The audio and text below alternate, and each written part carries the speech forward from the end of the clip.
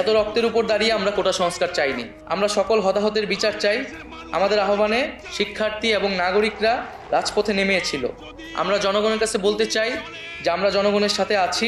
আমাদের চূড়ান্ত দাবি ক্যাম্পাসগুলো খুলে সকলের সাথে আলোচনা করে আমরা জাতির সামনে পেশ করতে চাই। আমরা এখন নিরাপত্তাহীনতায় আছি। আমাদের বাসায় পুলিশ, ডিবি এবং গোয়েন্দা সংস্থার বিভিন্ন লোক যাচ্ছে। সারা দেশে নির্বিচারে মানুষকে গ্রেফতার করা হচ্ছে। আমরা এই পরিস্থিতির অবসান চাই।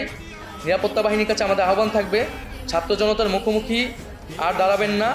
আর একটি গুলিও যাতে কাউকে হত্যার উদ্দেশ্যে না ছোড়া হয়। এবং আমরা স্পষ্ট করে বলতে চাই, সারা দেশে যে সকল মানুষেরা শহীদ হয়েছে, আহত হয়েছে, আমরা তাদের পাশে আছি, শেষ পর্যন্ত থাকব। এবং আমাদের সমন্বয়কদের এখনও আমরা অনেকে খোঁজ পাচ্ছি না, তাদের সন্ধান পাওয়া যাচ্ছে না। এই অবস্থা দ্রুত পরিত্রাণ করতে হবে। তার আগে আমাদের প্রধান যে বক্তব্যটা হচ্ছে, আমাদের নিরাপত্তা দিতে হবে এবং আমাদের গুম গ্রেফতারের যে হয়রানি সেটি বন্ধ করতে হবে এবং আমাদের ক্যাম্পাস খুলে শিক্ষার পরিবেশ নিশ্চিত করতে হবে।